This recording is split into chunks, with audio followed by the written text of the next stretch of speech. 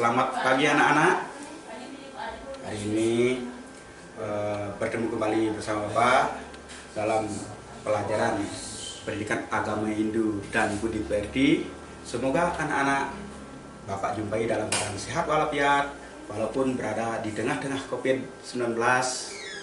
Berkat lindungan Tuhan kita bersama itu sehat, sehingga bisa anak-anak sekarang mengikuti pelajaran apa yang Bapak katakan, pendidikan agama Hindu dan budi pekerti. Nah, untuk itu sebelumnya mari kita itu memohon keselamatan ke hadapan Ida Sayang Widi dengan yaitu mengaturkan pangannya umat dan dilanjutkan dengan yaitu berdoa. Mari ambil sikap anak-anak dengan baik. Tangan berada di dada. Sudah anak? Panganjali mulai. Om Swastiastu. Nah, sekarang dilanjutkan dengan berdoa anak langsung. Ya, dengarkan Bapak. Berdoa mulai. Om Awiganam Astu ya Namo Sidem. Ya, silakan anak-anak duduk dengan baik. Nah, dengarkan apa yang nanti Bapak sampaikan. Nah, sebelumnya juga Bapak ingin mengecek yaitu kehadiran anak-anak terlebih dahulu. Apakah ada anak-anak yang tidak hadir pada hari ini ya? Nah, coba Bapak cek dulu.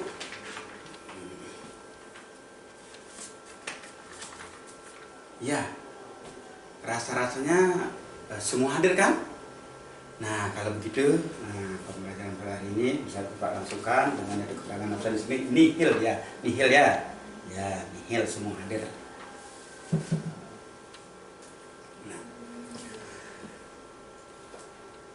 Nah, minggu lalu anak-anak sudah Bapak yaitu memberikan pelajaran tentang yaitu Bhagavad Gita. Nah, mungkin anak-anak masih ingat itu kan? Yang mana Bhagavad Gita itu adalah merupakan Weda yang kelima, kan gitu ya? Ingat kan?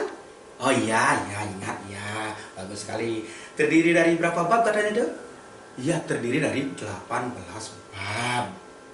Ya, itu pelajaran minggu lalu sudah anak-anak ingat betul kan? Nah, untuk itu mari kita lanjutkan pelajaran pada kali ini yaitu pendidikan agama Hindu dan budi pekerti dengan materi pokok yaitu Pancasrada.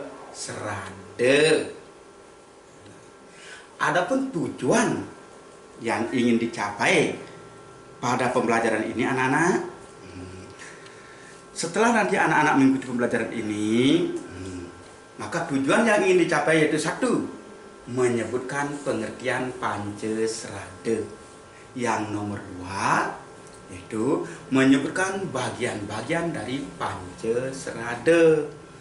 Yang berikutnya yaitu menjelaskan arti dari masing-masing bagian Pancasrada. Nah, untuk mencapai tujuan ini anak-anak, tentu anak-anak harus belajar dengan semangat kan? Anak-anak harus rajin membaca buku yang sudah Bapak berikan. Bapak kan sudah berikan buku ini anak-anak. Buku yang seperti ini. Ya, ini tolong pelajari ya. Tolong pelajari di sini.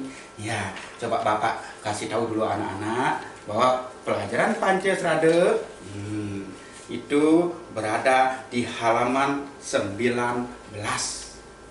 Nah, silahkan nanti anak-anak pelajari ya. Nah, kembali untuk mencapai tujuan ini, anak-anak tentu belajar dengan senang hati, belajar dengan semangat, dan tidak lepas juga anak-anak itu harus yaitu serius belajarnya, ya, harus serius belajarnya. Nah, untuk mengubah suasana agar hati anak-anak menjadi senang, Bapak akan mengajak anak-anak metembang. Bagaimana anak-anak? Setuju kan? Setuju kan metembang? Nah, kalau setuju, mari kita metembang terlebih dahulu dengan yaitu pupuh sinom. Nah, bagi anak-anak yang sudah menguasai pupuh sinom, silahkan ikuti. Nanti tembang Bapak. Kalau yang belum, silahkan nanti pelajari. Dan untuk hari ini anak-anak yaitu ikuti dalam hati saja, dengarkan. Nah, ini ada pupuh sinom yang berkaitan dengan yaitu materi anak-anak Apa itu yang disebut dengan Pancasrada. Ya, Bapak mulai saja ya, teman ya. Sobat dengarkan yang bisa ikuti. Pekuku dasar agama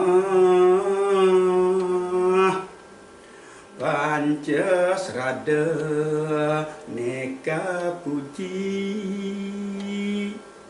sanelele mepunika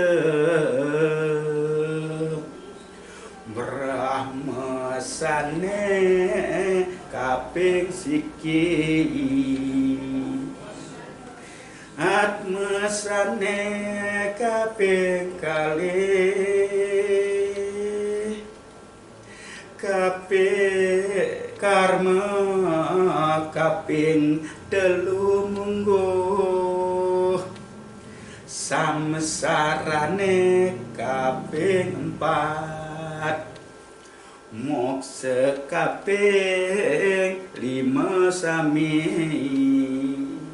buat sesuduk bapa jani manuturang. Ya, demikianlah Pupus Sinom. Nah, di sini terkait dengan materi anak-anak yaitu Pancasrada, di mana dikatakan di sini Pancasrada itu adalah dasar agama. Dasar agama kita itu tentunya dasar agama Hindu. Nah, ini Pancasrada dikatakan sebagai dasar kepercayaan yang universal.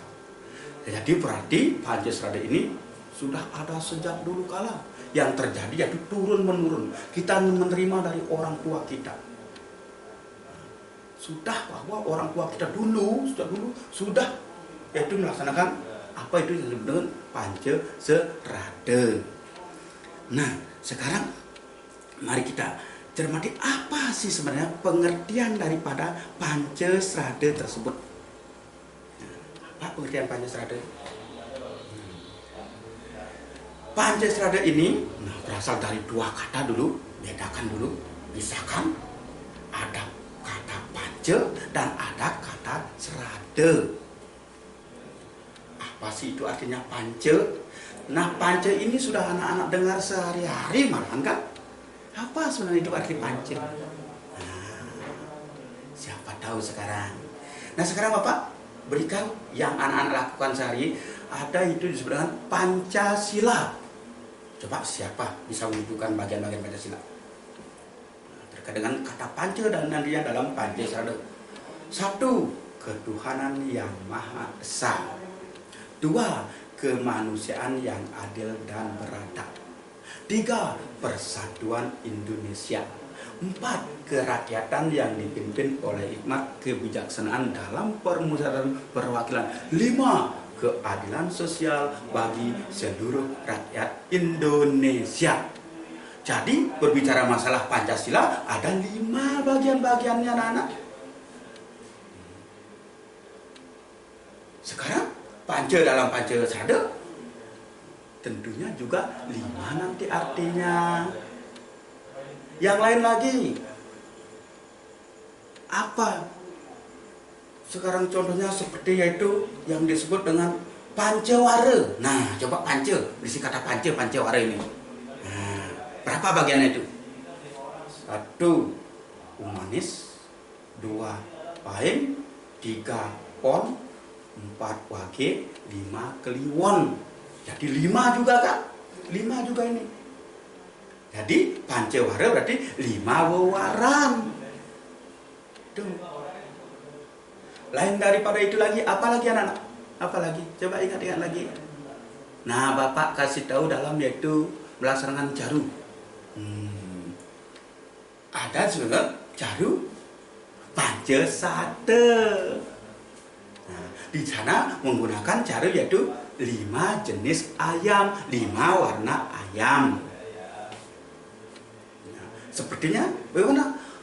Ayam yang berwarna putih, ayam yang berwarna pink, merah ini, ayam yang berwarna kuning, ayam yang berwarna hitam, dan ayam yang berwarna-warni yaitu berumbun.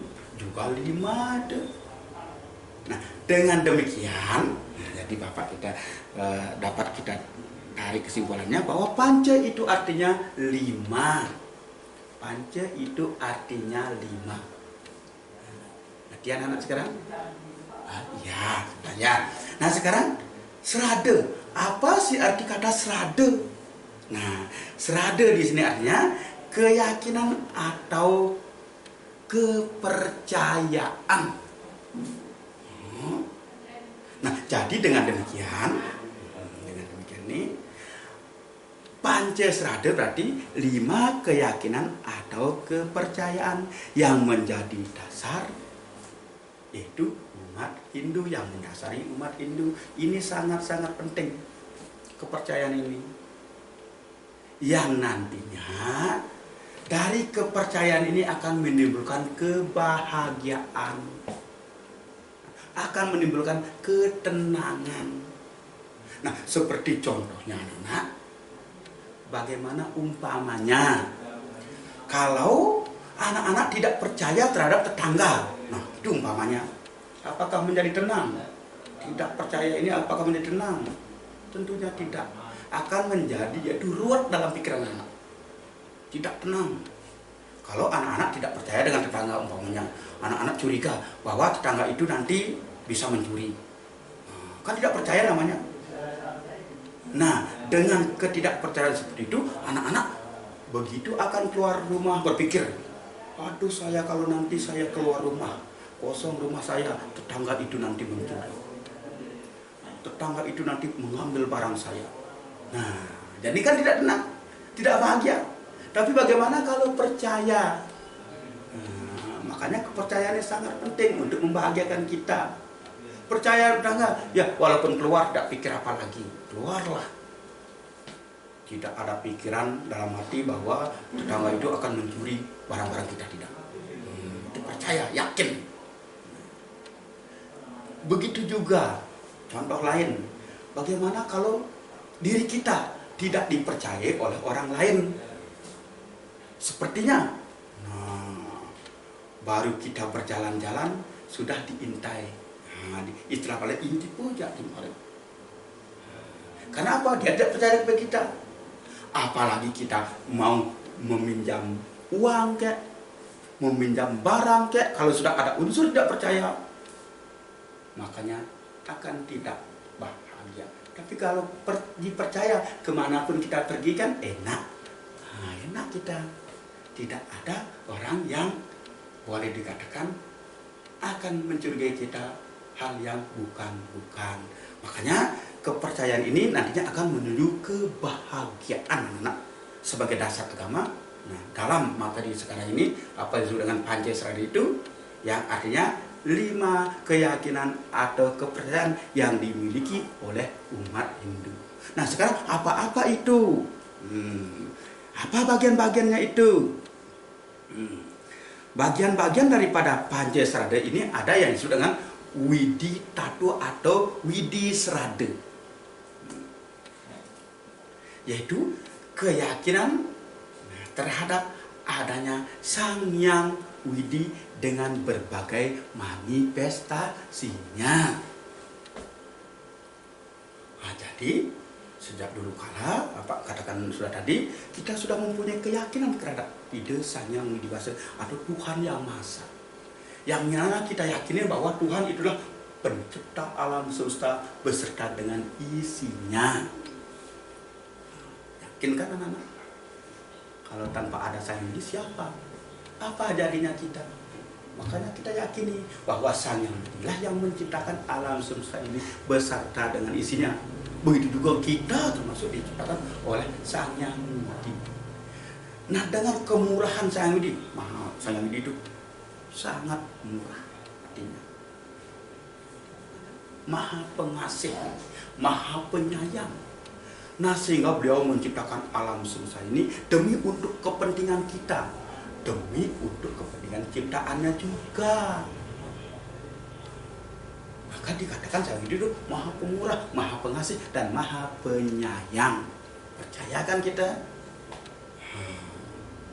Nah, di samping itu juga anak-anak, dalam Cadu Sakti juga disebutkan bahwa Sang Hyang Widi itu yang pertama disebut sebagai Wibu Sakti.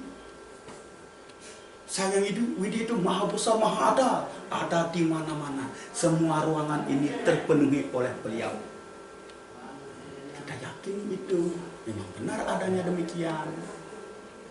Yang kedua, Sang Hyang Widi dikatakan yaitu sebagai Prabu Sakti.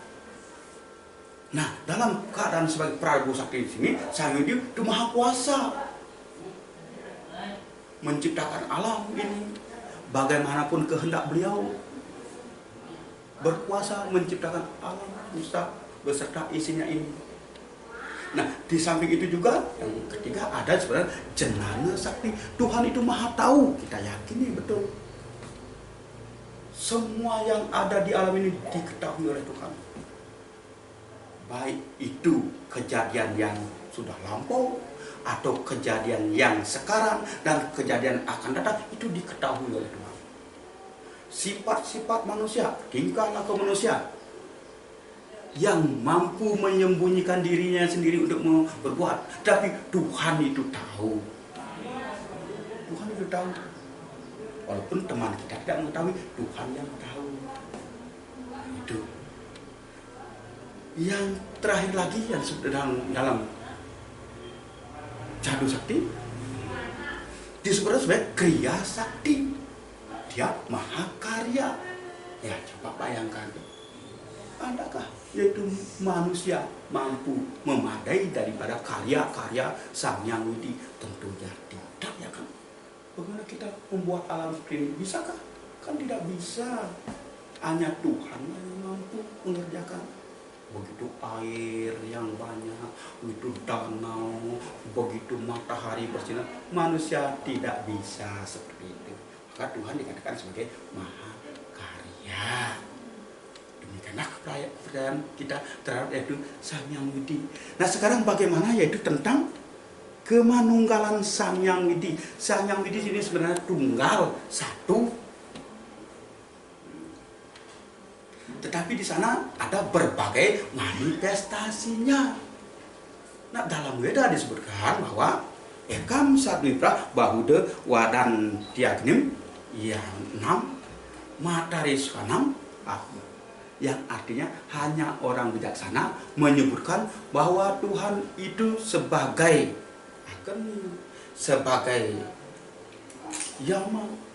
Ya itu hanya orang yang bijaksana. Itu disesuaikan dengan fungsi dan manifestasinya. Selain itu lagi bahwa disebutkan ada itu yang disebut dengan Dewa Trimurti, yang mana Tuhan itu sebagai pencipta disebut Dewa Brahma. Tuhan itu sebagai pemelihara disebutlah diberikan nama dewa, yaitu Dewa Wisnu. Dan Tuhan itu sebagai pelebur diberikan sebutan sebagai Dewa Siwa. Tuh, padahal itu adalah satu anak tunggal. Sang Hyang Widi itu satu, tapi mengambil manifestasinya atau fungsi yang berbeda-beda, maka disebutlah dengan nama yang berbeda-beda. Nah, hal ini tak ubahnya seperti Bapak. Mohon maaf, sekarang Bapak sebagai contoh ya. Nah, Bapak sebagai contoh, di mana dalam keadaan sekarang ini Bapak berdiri di depan kelas, memberikan pelajaran pada anak-anak. Bapak ini sekarang, maka anak-anak atau orang lain memanggil Bapak sebagai Bapak Guru, kan gitu? Bapak Guru sekarang. Tapi sebentar lagi anak-anak, Bapak setelah mengajar ini pulang ke rumah, nanti sampai di rumah Bapak akan yaitu membaca di kebun, menanam jagung, menanam padi. Tapi orang memanggil Bapak pada saat itu tak mungkin dipanggil sebagai Bapak Guru. Tapi panggilan untuk Bapak pada saat itu adalah Bapak Tani, petani Bapak dipanggil. Demikianlah keberadaan Tuhan. Kembali pada saat menciptakan dipanggil sebagai Dewa Brahma. Pada saat memelihara diberi nama Dewa Wisnu, pada saat melebur diberi nama Dewa Siwa. Kembali ke Bapak, mohon maaf saya contoh ini. Nah, malam bapak pergi ke laut, mengambil perahu sebagai alat berlayar untuk menangkap ikan. Apakah bapak masih dipanggil Pak Tani atau Pak Guru? Jelas tidak, ya kan? Bapak itu dipanggil sebagai bapak nelayan. Demikianlah keberadaan saya di bapak ini hanya satu. Padahal pada saat mengambil tugas dan fungsi yang berbeda-beda, atau bapak ini mengambil pekerjaan yang berbeda-beda, berbedalah panggilannya. Demikianlah keberadaan Sang Hyang Widi Menunggal atau tunggal Sang Hyang Widi hanya satu. Itu yang kita yakini. Nah, demikianlah yaitu keberadaan Sang Hyang Widi Tunggal. Kembali bapak katakan, kalau Sang Hyang Widi berkuasa menguasai daerah utara, maka Sang Hyang Widi itu diberi gelar atau sebutan sebagai Dewa Wisnu. Pada saat Sang Hyang Widi menguasai daerah timur, maka beliau diberi sebutan itu sebagai Dewa Iswara. Pada saat Sang Hyang Widi menguasai daerah selatan, maka Sang Hyang Widi diberi sebutan sebagai Dewa Brahma. Dan begitu juga Sang Hyang Widi pada saat menguasai daerah barat, diberi sebutannya sebagai Dewa Mahadewa. Dan pada saat menguasai daerah tengah, Sang Hyang Widi diberi sebutan sebagai Dewa Siwa. Demikianlah keberadaan yaitu tunggalnya Sang Hyang Widi, padahal itu artinya satu, tapi dia mengambil manifestasi, mengambil fungsi yang berbeda-beda, maka disebutlah dengan banyak nama. Ya demikian anak-anak tentang yaitu Wididado atau Widisrada, itu keyakinan terhadap adanya itu Sang Hyang Widi. Nah sekarang kita akan lanjutkan ke bagian yang kedua, bagian dari Pancasrada yang kedua yang disebut dengan Atmetatwa atau Atmesrada, yaitu keyakinan terhadap adanya Atma yang menghidupi makhluk hidup. Jadi kita yakini kalau tanpa ada Atma yang menghidupi makhluk hidup, tak mungkin makhluk hidup ini bisa hidup. Jadi Atma itu berasal dari Sang Hyang Widi, dari Brahman asalnya, yang merupakan percikan terkecil dari Brahman yang menghidupi makhluk hidup. Nah, apabila makhluk hidup ini sudah rusak, maka akan tidak ada atmanya lagi, dia akan menjadi meninggal atau mati. Nah, seperti kita sebagai manusia, bapak ini sudah tua, nanti tua, semakin lama semakin tua, badan bapak sudah rusak, semuanya sudah tidak dapat berfungsi, maka ditinggalkanlah oleh Atma. Atma itu akan meninggalkan kita menjadi mati. Demikian juga makhluk-makhluk yang lain. Kalau sudah tanpa Atma, berarti dia adalah menjadi mati. Nah maka dari itu, anak-anak ini semua haruslah pelihara diri kita agar diri kita tetap yaitu sehat, tetap baik, sehingga Atma itu tetap berada pada diri kita, sehingga anak-anak tetap hidup. Tapi kalau badan rusak, Atma itu akan meninggalkan kita, kita akan jadi mati. Tidak menunggu tua lagi umpamanya. Tidak. Anak muda pun bisa yaitu mati, asalkan badannya sudah rusak. Contoh umpamanya, ada pemuda membawa sepeda motor dengan yaitu mengebut keterlaluan kecepatannya sampai tinggi. Begitu terjadi kecelakaan, maka rusaklah anggota tubuhnya. Kepalanya penyok, perutnya keluar, rusak dah. Maka hal tersebut akan menimbulkan kematian. Tidak mau Atma di sana lagi. Maka anak-anak baik-baik membawa diri, biar bagaimana badan anak-anak sebagai wadah Atma itu menjadi terus baik. Itu anak-anak. Pernah kan anak melihat orang yang demikian? Tentu pernah kan? Ataukah baca-baca dalam koran atau dalam televisi kelihatan.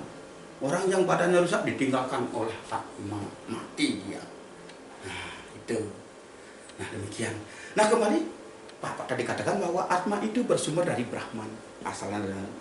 Maka dari itulah sekarang bagaimana yaitu sifat-sifatnya, sifat-sifat Atma. Nah, sifat Atma itu yang nomor 1 dikatakan itu Acodya, yang artinya tak terlukai oleh senjata. Bagaimanapun tajamnya senjata tidak akan melukai itu Atma. Tetapi yang bisa luka itulah badan kasar. Kalau kita tertebas oleh senjata yang tajam, Atma tidak ikut tertebas, hanya kita lah yang luka. Tuhan anak, ya. Jadi Atma itu tidak bisa terlukai oleh. Yang kedua, itu disebut dengan adaya, artinya tak terbakar oleh api. Jadi walaupun kita bertemu ke api, Atma itu tetap, walaupun kita dibakar, Atma itu tidak akan terbakar. Itu. Jadi hanya yang terbakar itulah badan kasar. Nah, yang ketiga itu akleda, yang artinya tak terkeringkan oleh angin.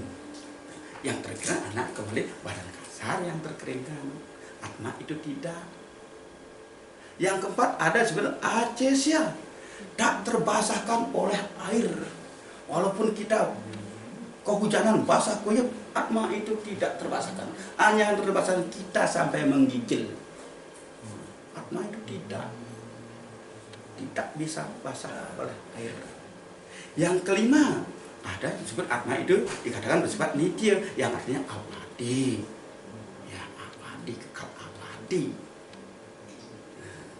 Yang keenam ada sebenarnya sarwagata, yang artinya di mana-mana ada, dimanapun ada Atma, dimanapun ada Atma. Karena Atma ini bersumber dari Brahman, katakan kembali, yang tidak ubahnya seperti itu matahari. Mataharinya itu Brahman, sinarnya itu Atma. Kemana? Kan ke seluruh dunia dia. Sinarnya itulah, yaitu Atma kalau Bapak umpamakan. Yang masuk ke dalam makhluk hidup. Nah, jadi antara sinar matahari dengan sinarnya itu tidak bisa dipisahkan. Sehingga di sini sarwagata itu artinya di mana-mana ada. Nah, mana-mana ada seperti sinar matahari ini. Yang nomor 7 ada disebut dengan setanu, artinya tak berpindah-pindah, diam ya. Tidak berpindah dari makhluk satu ke makhluk lain, tidak. Dia diam, tidak berpindah-pindah. Nah, yang bergerak inilah makhluknya, badan kasarnya yang bergerak. Yang nomor 8 disebut acala, yang acala artinya tak bergerak. Nah, acala tak bergerak, diam dia, tidak bergerak. Yang bergerak badan kasar yang bergerak. Yang nomor 9 ada sanatana, yang artinya selalu sama. Atma ini sama. Antara Atma Bapak dengan Atma anak-anak ini sama. Begitu juga dengan Atma yang lain, makhluk-makhluk lain. Kenapa? Sumbernya asalnya ada dari Brahman, itu sama. Tuh. Nah, yang nomor 10 ada awaktu, yang artinya tak dilahirkan. Tidak ada yang melahirkan Atma. Tapi sumbernya dari Brahma, itu sumber, bukan Brahma yang melahirkan. Kembali seperti Bapak katakan, seperti sinar dengan matahari. Sinar ini sumbernya dari matahari. Dan anak, ya. Nah sekarang nomor 11 ada ya acinca, yang artinya tak terpikirkan. Bagaimana kita memikirkan Atma? Seperti apa dia? Tak bisa terpikirkan. Tak bisa terpikirkan. Tapi itu memang benar-benar ada. Kalau tak ada kita tak bisa hidup. Kita tak mampu memikirkannya. Nah, yang nomor 12 awikara, yaitu tak berubah, sempurna, tidak laki, tidak perempuan. Nah, sini Atma tidak berjenis kelamin. laki-laki, tidak perempuan. Hanya yang berjenis kelamin itu adalah badan kasarnya, seperti bapak dengan anak. Nah, kan gitu. Nah, gitulah yaitu keterangan tentang kepercayaan terhadap adanya atma yang betul-betul kita percayai memang demikian adanya. Ya. Nah, sekarang lanjut. Bagaimana yaitu keyakinan kita yang nomor 3 yang disebut dengan karma pala tato atau karma pala srada, yaitu keyakinan terhadap kebenaran adanya hukum sebab akibat atau hasil dari perbuatan. Nah, jadi dalam kehidupan kita ini kita yaitu sebenarnya harus yaitu berbuat, dan perbuatan itu nanti akan pasti ada hasilnya. Nah, hasil dari perbuatan itu tergantung dari perbuatan, yang mana perbuatan itu dapat dibedakan menjadi 2, yaitu perbuatan baik dan perbuatan buruk. Perbuatan baik disebut subha karma, perbuatan buruk disebut asubha karma. Nah, hasil dari perbuatan itu juga demikian. Ada hasilnya baik, ada hasilnya buruk. Kalau perbuatannya yang baik, maka menghasilkan hasil yang baik. Kalau perbuatannya buruk, akan menghasilkan hasil yang buruk. Maka tidak salah orang tua mengatakan, jagung kita tanam, jagung hasilnya. Padi yang kita tanam, padi hasilnya. Pisang yang kita tanam, pisang hasilnya. Apapun yang kita perbuat, demikianlah hasilnya. Ale ginawe, ale pinage. Ayu ginawe, ayu dinemu. Nah, baik perbuatan kita akan menimbulkan hasil yang baik. Kalau jelek perbuatan kita akan menimbulkan hasil yang jelek. Nah, karma pala ini sangat berpengaruh sekali terhadap yaitu kehidupan kita. Nah, di mana nantinya kita hidup ini tergantung pada yaitu karma pala. Yang mana karma pala itu dibedakan menjadi 3, yaitu 1 sancita karma pala. Sancita karma pala ini adalah hasil perbuatan yang tidak habis dinikmati pada kehidupan terdahulu sehingga dinikmati pada kehidupan sekarang. Jadi pada masa hidup kita terdahulu, sebelum kita hidup sekarang, ada kehidupan yang terdahulu. Pada waktu itu kita tidak habis menikmati perbuatan-perbuatan kita, baik yang baik maupun yang buruk. Sehingga hasilnya itu akan dinikmati di kehidupan sekarang ini. Coba anak-anak anak, temanmu. Coba anak-anak perhatikan di masyarakat. Pernahkah anak-anak menemukan orang yang sama? Termasuk di kelas kamu ini, adakah yang sama? Kan tidak ada. Apa itu penyebabkan? Inilah penyebabnya yang disebut dengan sancita karma pala, yaitu menikmati hasil perbuatan yang terdahulu dinikmati sekarang, sehingga kehidupan kita berbeda-beda, baik dari segi wajah, baik dari segi ekonomi, dan lain sebagainya. Kalau dulu suka mengejek, mungkin sekarang wajahnya lahir bodoh. Itu umpamanya kan. Kalau dulu dalam kehidupan dulu rajin sekali bercocok tanam, bekerja apapun rajin, belum habis menikmati hasilnya pada saat itu, sehingga sekarang lahir di tempat yang kaya dengan kekayaan yang berlimpah. Makanya jangan heran anak-anak begitu melihat masyarakat tidak bekerja tapi kaya. Itu adalah menikmati hasil perbuatan yang terdahulu. Nah, di samping itu juga ada juga orang yaitu bekerja sampai dari pagi sampai malam toh juga hidupnya pas-pasan. Kembali, itu adalah sancita karma pala, menikmati hasil yang terdahulu.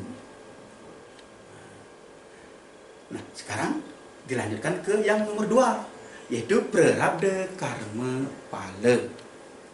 Prarabdha karma pala ini adalah yaitu akibat dari perbuatan kita sekarang langsung dinikmati pada kehidupan sekarang juga, tidak ada sisanya.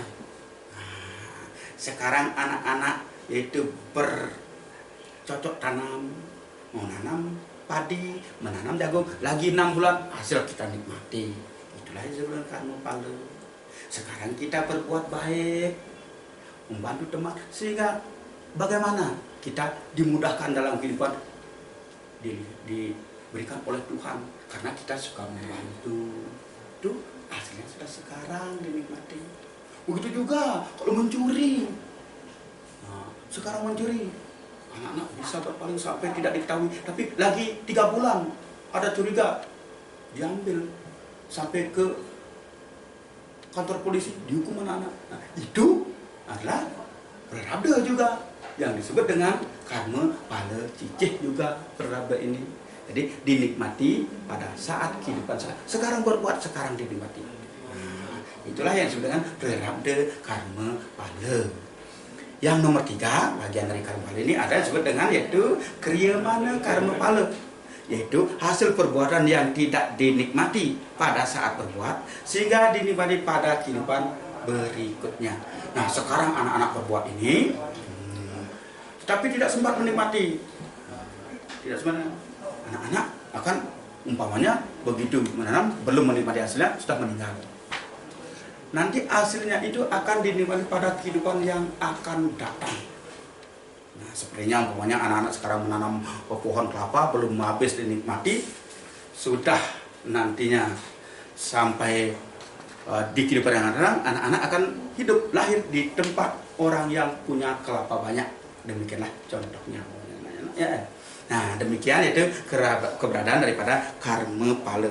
Sekarang lanjut kita yaitu ke bagian yang keempat yang disebut yaitu punarbawa tattwa atau punarbawa srada, yaitu keyakinan terhadap adanya kelahiran kembali. Yang mana kelahiran kembali ini adalah yaitu samsara. Ya. Nah, kita dilahirkan kembali di sini sebenarnya sangat-sangat bersyukur. Di mana dengan kelahiran sekarang yang berulang-ulang ini kita dapat yaitu memperbaiki daripada perbuatan-perbuatan kita yang jelek di masa lalu, yang jelek di masa kehidupan yang terdahulu. Sekaranglah kita perbaiki kesempatannya. Itu makanya kita dalam dilahirkan sekarang ini haruslah berusaha yaitu berbuat baik kembali kepada orang pala. Kalau baik kita berbuat, hasilnya nanti akan baik. Nah, demikianlah yaitu tentang yaitu punarbawa tattwa. Nah, sekarang lanjutkan yang ke berikutnya yaitu moksa tattwa atau moksa srada, yaitu keyakinan terhadap kebebasan yang tertinggi, yakni bersatunya atma dengan yaitu Brahman. Nah, di sini kebebasan yang tertinggi ini apa yang disebut dengan yaitu moksa, bersatunya atman dengan Brahman. Itu adalah didasari dengan yaitu perbuatan yang baik. Nah, sekarang tingkatan-tingkatannya untuk mencapai moksa. Ada itu yang disebut dengan moksa, yaitu kelepasan dengan meninggalkan bekas berupa badan kasar. Nah, begitu bersatunya atma dengan Paramatman, dengan Brahman, dengan yaitu meninggalkan yaitu badan kasar. Nah, dengan meninggalkan mayat gitu. Itu disebut dengan moksa.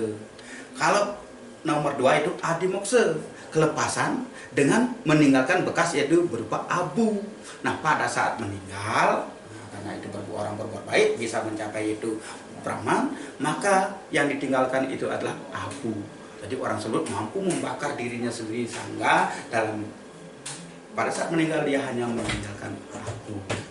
Nah, begitu juga yaitu yang terakhir yang disebut dengan paramomoksa, kelepasan tanpa meninggalkan bekas. Nah, di sini begitu orang meninggal hilang seketika, tidak ada badan kasar. Itu disebut dengan paramomoksa. Ya, demikianlah yaitu tingkatan-tingkatan moksa. Tapi moksa ini juga bisa dicapai semasih hidup, yang disebut dengan yaitu jiwa mukti. Jadi kebahagiaan semasih hidup ini disebut dengan yaitu jiwa mukti. Pelepasan yang semasih hidup disebut dengan jiwa mukti. Ya, yang maksudnya pelepasan tidak lagi terikat dengan adanya duniawi, tidak memikirkan kekayaan, tidak memikirkan kemiskinan, tidak terpengaruh terhadap apapun yang ada di dunia. Itulah yang disebut dengan kelepasan. Nah, demikian anak-anak tentang yaitu moksa tatwa. Nah, sekarang sebelum Bapak simpulkan bagaimana, ada ya pertanyaan? Nah, tolong ya, kalau ada pertanyaan nanti anak-anak yaitu chat, tuh ketik di WA, kirim di grup. Setelah kirim di grup, Bapak sarankan anak-anak yang lain silakan anak menanggapi, menjawab pertanyaan-pertanyaan tersebut. Nanti Bapak akan meluruskan kembali. Nah, demikianlah pembelajaran sekarang. Karena mohon maaf tidak bisa bertatap muka Bapak dengan anak-anak, tentunya dengan yaitu menggunakan WA. Nah, kalau tidak ada pertanyaan sekarang, nah sekarang Bapak yaitu mari kita simpulkan bersama-sama ya, bahwa Pancasrada adalah 5 dasar keyakinan umat Hindu. Sudah tadi keterangannya, dasar keyakinan. Nah, bagian-bagian dari Pancasrada adalah Brahma, Atma, Karma Pala, dan Punarbawa, dan Moksa. Itulah bagian-bagian daripada Pancasrada. Nah, dengan demikian sekarang biar anak-anak nanti terus belajar tentang Pancasrada sesuai dengan buku yang sudah memberikan. Sekarang Bapak akan kirimkan nanti itu pertanyaan-pertanyaan lewat WA, itu dengan mengisi titik-titik, yang mana soal ini nanti anak-anak itu ambilkan buku tulis jawabannya saja, langsung kirim ke WA. Nah, sekian dulu dari Bapak. Bapak informasikan untuk pembelajaran berikutnya, bahwa pembelajaran berikutnya akan Bapak kasih yaitu tentang Tatwam Asi. Nah, untuk hari ini Bapak akhiri dengan yaitu Paramesanti. Mari ambil sikap anak-anak. Paramesanti, mulai. Om Santi Santi Santi Om. Ya, terima kasih.